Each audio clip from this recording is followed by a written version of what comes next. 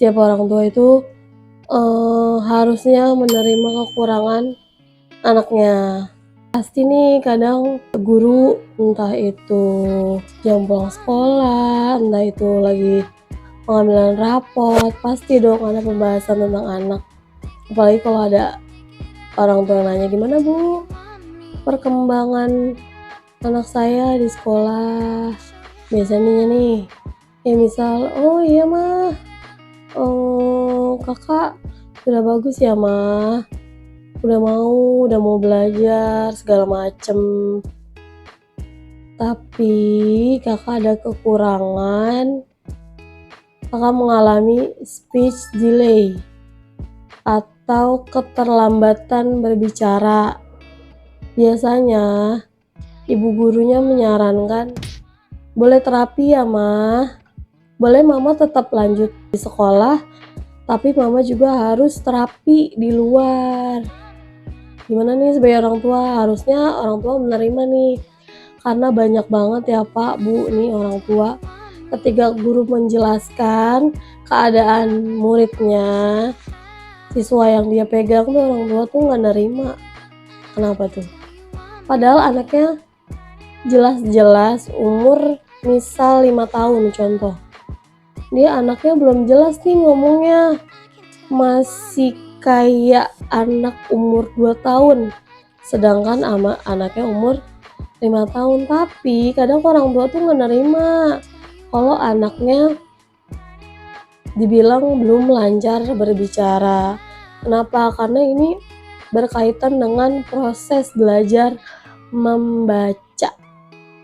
Pasti nanti anak yang punya keterlambatan berbicara itu punya keterlambatan juga dalam proses membaca. Jadi gimana nih Bu? Jadi Bu, orang tua harusnya pertama menerima kekurangan anak. Terus kalau bisa menjalani saran dari guru tersebut. Misalnya boleh terapi ya Ma, ayo coba kita terapi, apa salahnya? Kan biasanya sebelum mulai terapi kita nih ada yang namanya konsultasi. Coba konsultasi, gimana nih dokter, anak saya umur 5 tahun, berbicaranya menurut bu gurunya kurang, coba bagaimana. Nanti kan diperiksa nih anak sama dokter, karena biasanya tuh ahlinya yang tahu, karena kan guru ini bukan ahli terapi gitu ya, yang anak nggak bisa baca nih, terus tiba-tiba datang ke sekolah, anak belum lancar berbicara, kita nih yang terapi kan nggak bisa begitu juga. Semua ada porsinya masing-masing Pak, Bu. Jadi Bapak Ibu sebagai orang tua menerima kekurangan anak dan solusinya seperti apa. Kalau anaknya belum lancar berbicara, ayo terapi bicara biar lancar berbicara. Buat apa? Buat orang tua juga. Guru tuh ngasih tahu tuh buat orang tua juga, bukan cuma buat gurunya aja. Guru tuh mikirin anak gimana ke depannya. Nanti kalau ketika SD anak belum bisa berbicara, ada apa sih emang di SD? Nanti sekarang itu udah ada bully Pak, Bu. Pasti nanti anak kita minder. Lambat laun pasti anak kita minder. Nggak cuma masalah orang tua itu menerima, misal kayak anak belum lancar berbicara, banyak hal. Kayak misalnya anak nih emang nih anak misalnya harusnya masuk ke sekolah luar biasa, tapi orang tuanya nggak mau. Orang tuanya bilang kalau ini anak sama kok, anak saya sama kayak anak pada umumnya. Padahal dari segi berbicara, daya tangkap, komunikasi dua arah itu tidak seperti anak yang pada umumnya.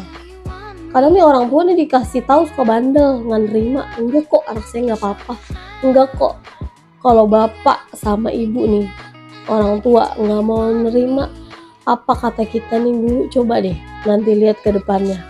Nanti anak kita diolok-olok, nggak bisa ngomong, nggak nyambung, diajak ngomongnya, diajak bercandanya nggak nyambung. Nanti yang kasihan anak bapak sama ibu juga di sekolahan. Gimana ngerjain tugas di sekolah yang nanti dia bacanya udah masih terbata-bata, udah tuh nggak paham maksudnya seperti apa. Gimana nanti kalau tes?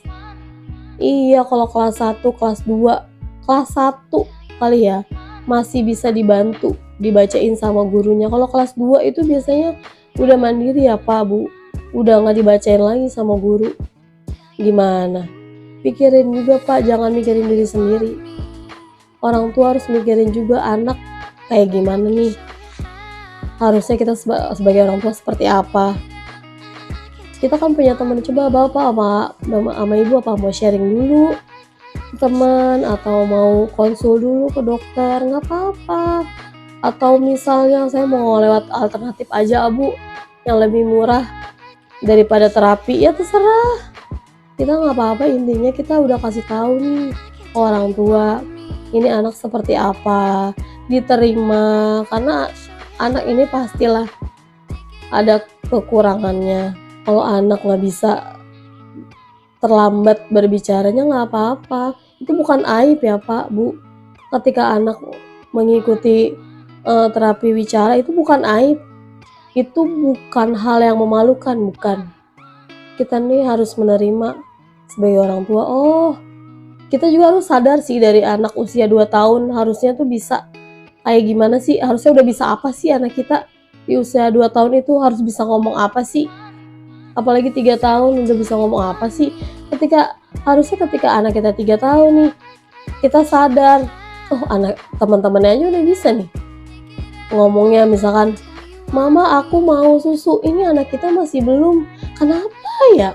Ini HP jangan main TikTok aja ya Pak, Bu, jangan kebanyakan main TikTok, jangan cuma scroll Instagram.